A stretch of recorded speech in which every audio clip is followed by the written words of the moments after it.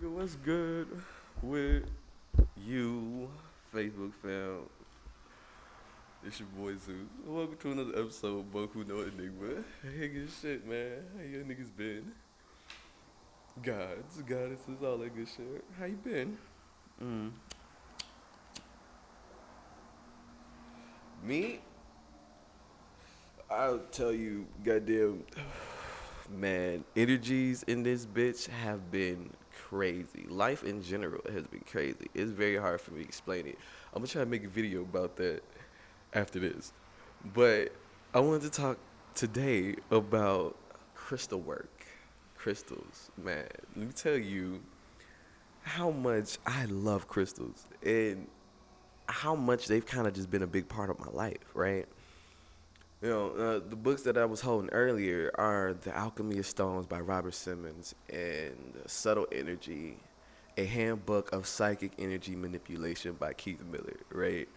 And I'm gonna use these two books as well as another book to kind of, give you some source material. So shit, nigga, I always say, I don't know shit. I don't give no fuck how this shit come out, nigga. I don't know it. I just know it's coming from the heart. You know what I'm saying? So in regards to crystals, crystals have been around me since I was like 4 or 5. Like getting introduced to them because of like a babysitter or some shit, right? I had a babysitter, the white lady, who's really into these crystals. And she had these motherfuckers all around her crib, man. She had them everywhere. I don't know if she was selling them. Niggas was too young to figure out what the fuck motherfuckers was doing these days. But she had a bunch of them. And I just thought that they were the prettiest thing. You know what I'm saying? You look at this shit, man. Just looks like fucking glass. You feel me? Looks or not glass. It looks like ice. You know what I'm saying? Amber. Oh, this shit just crystals did this shit, right? This is my amethyst. Fucking look like rock candy. Look the sugar on that bitch. You see the sugar on that bitch? You know what I'm saying? And so, uh, got introduced to him early on as a kid. And then I had a summer, my grandma on my dad's side, she had a bunch of quartz and a bunch of other shit. And I remember that summer because that was like the last summer niggas saw lightning bugs, like literally like outside in the streets and shit. That was the last summer. And man, having crystals at that point, having crystals as a kid, you know what I'm saying? It definitely laid the groundwork, right? But I wouldn't really start investing into my own crystals until around 2012, right? When I was in college. Now, 2012 was an interesting year because a lot of people say that that was kind of when people started getting their spiritual awakening. They started looking around like, yo, what the fuck is this shit?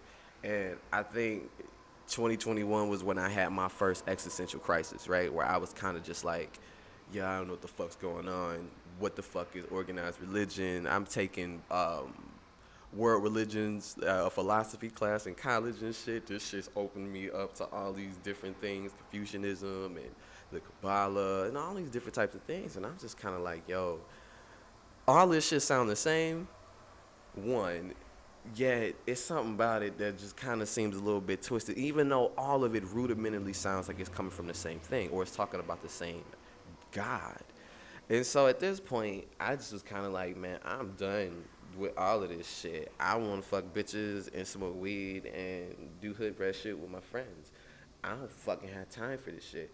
And yeah, this is a big a moment in my life too because at this point, um, the enigma or not the enigma, the persona that I had was kind of just like of like a church boy almost, where you know what I'm saying. My childhood up until that point was Christian Baptist, right? Niggas used to go to Mount Olive, motherfuckers. You know what I'm saying? Every Sunday, nigga, the school, all that shit. And so, I mean, I really wasn't like gung ho for religion, but God was always kind of on my mind. You know what I'm saying? What the fuck is this shit? What is this thing? Well, how come every time I pray to this motherfucker, his shit don't ever work? Even if all I'm praying for is stupid shit like not getting my ass beat because I did some shit I shouldn't have been doing. You know, fuck about none of that shit. How come when I pray to this nigga, it don't never work? And so in 2012, yeah, I had this existential crisis, and at this point, I decided that, you know, I'm not fucking with any religion. Now, what I didn't realize is when you take religion out, right? Like, you learn about this shit, and I forgot what book it's called. It's a book about habits. It's a fucking yellow book. It's got a goddamn guy in red all around it, but it's a book about habits that I read. And basically, even with habits, there's a cycle. You can't just take something out and just think that you just gonna take it out and that's gonna be it. Once you do that, you leave a hole there, and that hole now wants to, you know what I'm saying, complete itself. It wants to be filled. And so I didn't realize it, but not trying to have a belief meant that I was going to have a belief in something. And so it was at this point where I decided, you know what I'm saying, if I gotta believe in something, why not this? So I reached back to my childhood, and coincidentally, there was a crystal shop, you know what I'm saying, in the city, and I started buying crystals, right? Now, at first, you know, all I was doing was holding them, looking at them. I'm not feeling shit. I can't, you know what I'm saying, a quartz crystal versus an amber or an amethyst or citrine or any of this shit. It didn't really matter insofar as the look, right? You know what I'm saying? But I continued to kind of just experiment with them. I continued to kind of, you know, I was also experimenting with meditation and things like that too. And so at this point, crystals just became something that I just actively just participated with. I always kind of had them on me. I was always looking to get new ones. If ever I went to a new city, I just was buying more crystals, right? Now, I didn't really get into the metaphysics of the shit, or rather, I didn't take it seriously until it got to the point where I just kind of had so many and I was giving them away that, you know, I couldn't necessarily tell what I was feeling. I could just tell that I was feeling something. So once I just had more access to information, I began to kind of look into these things. And then even then, a lot of different things didn't make sense because the first thing that I noticed with crystals is that they almost seem like color coded, right? Almost like goddamn Chaos Emeralds in Sonic and shit, right? Where, you know, it really didn't matter what kind of stone it was. If it was purple, it was connected to, you know what I'm saying, the crown. If it was green, it was connected to the heart. If it was red, it was connected to the root. And it didn't matter, you know, what the name of the stone was. If it had that color, it seemed to kind of have that effect, right? And this was before I started, you know, really getting into like color psychology and how the manipulation of colors are what influence everyday life, right? And so getting into color psychology, then getting into industrial and organizational psychology, I started learning, oh shit, they manipulate colors in a certain type of way to induce certain type of effects. So when you look up like some shit like about McDonald's and their color psychology, not even just McDonald's, but a lot of fast food restaurants, they use that red and they use that yellow. That red and that yellow is there to hit and activate the root and the sacral chakra. Those are lower base chakras, right? But this is a food, right? So when you see this, because it's associated with the lower base chakra, you begin to want or desire that food, or you desire to eat, and then this sign is right fucking there. So it's almost like it entices you, right? And I remember watching a motherfucking episode of goddamn fucking Pokemon, is episode with the goddamn Scythers and electric buzzers, and nigga, the goddamn it was two gyms. It was a gym of Scythers and it was a gym of electric buzzers, and these niggas was low key. They was gangbangers. They was gangbanging real life, G. And motherfucking ketchup bottle got cut on one of them Scythers, G, and all he was seeing was red, and that's what the fuck had kicked the shit off. And so I always, you know, just With something about red, right? Even when you think about why like stop signs are red, or why, you know what I'm saying, the street lights is red, yellow, and green. Like, it's color psychology. It's all got to do with that shit, right? And so as you start getting the crystals even more, you start realizing that the reason why the colors, I mean, the crystals even have the colors to begin with, is because of the mineral components, or the molecular components, right? So something like a malachite, and I don't have malachite on me, but I got it in my hair. Malachite is green like that because it has copper, right?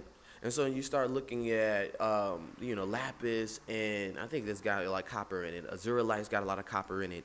Um, but crystals that kind of have that blue and that green tint, they tend to have copper in them. And then I forgot what the fuck it is that gives amethyst the purple, but it's a particular chemical that gives it this color. It's a particular. This is my Orlite 23, and I like Orlite 23 because it's like fucking Dr Pepper for crystals, because it's got 23 different minerals. It's got gold, it's got silver, it's got copper, it's got a lot of different things to it, and so kind of just getting into the chemical components of what's really into it, you start realizing that, nigga, that Sonic the Hedgehog, them goddamn Chaos Emeralds, the reason why it's only 7 is not just because of the colors, but because of the fact that there are only 7 um, actual crystal constructs, like the ways in which these crystals grow. They can only grow about 7 different ways. And so, you start getting in that shit, and it's just kind of like, yo, what the fuck is going on with these crystals? Like, what is it to it? And meanwhile, I'm playing shit like fucking Final Fantasy, right? Final Fantasy was all about the goddamn crystals, where it, like, between what, 1, 2, 3, 4, 5, and 6, every crystal that you got, it gave you access to more job classes, or it gave you access to more abilities in some form or some fashion. So I'm looking at that shit, and it was game, whatever. But and for me, you know, it's almost as if everything is not separated. Like, there's no separation. Like, there's nothing that could give you a metaphysical effect without giving you a physical effect, and there's nothing that could give you a physical effect without giving you a metaphysical effect. There's no separation with this shit. And even when you start thinking about, like, your Sufis, your Magis, or my guy, right? Your fucking, Egypt, Lumerian, Atlantis, they all had a census of there not being a separation between spirit and matter, right? I got a fucking, what's this book? Uh, Book of God talked about this shit too. Talked about how, within the first couple of chapters that, most indigenous cultures, they didn't have a distinction between spirit and matter. It was the same fucking thing. And so I look at that too the same way with reality and fantasy. To me, it's really relative, and because even when you think about what real really is, you try to define that shit.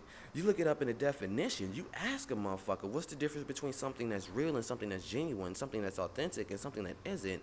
Yo, niggas are hard pressed to give you. I dare you, ask a nigga, define that shit. It real is relative. It really is, and even if you did distinguish between what was real and what wasn't, most people don't even give a fuck. And that's the fucking craziness of this shit. And so, when it comes with crystal work, the one thing that I've learned through my experience is that it could be as complicated as you want to make it. It could be as complicated as work, or it could be as simple as play, right? Just having a crystal, you know what I'm saying, around you. When you get into the alchemy of stones, it breaks into Reiki and a lot of different things. But one of the fundamental principles in the alchemy of stones is that everything has an electromagnetic field that permeates around it, an etheric body, right? So even when you start talking about us, the body's electric. It radiates, you know what I'm saying, electromagnetic energy. Even when chemicals are introduced to the body, right? Those are causing chemical reactions, but within those chemical reactions is a spark. There's some type of electric component, right? And so even when you break down electromagnetism, right, it's almost as if that is both the masculine and the feminine principle, put together. Because electricity is static, it's dynamic, it is straight, right?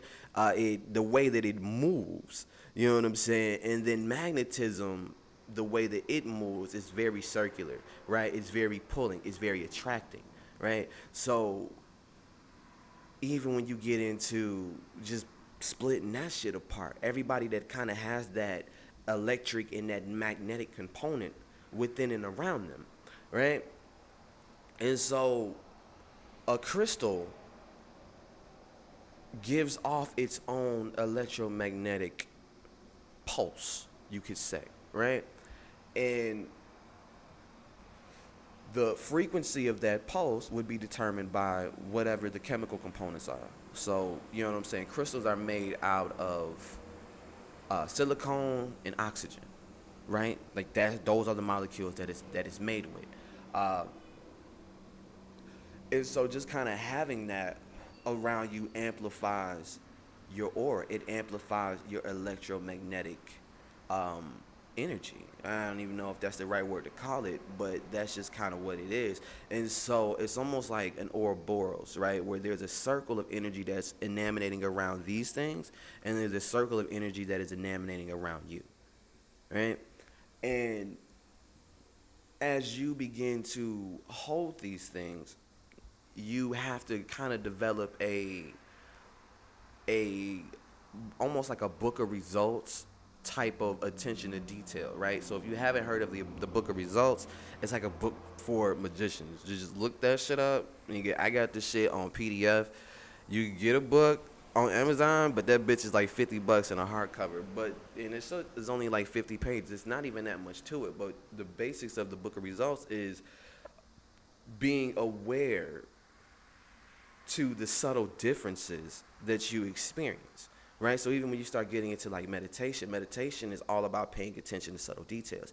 And so a big part of crystals and a big part of detecting and manipulating subtle energy or subtle forces is being able to notice what not to be able to notice and to be able to describe the different types of experiences that you find when you are working with these crystals, right? So let's say you're putting um, quartz on certain chakra points, right? Well, you would feel something.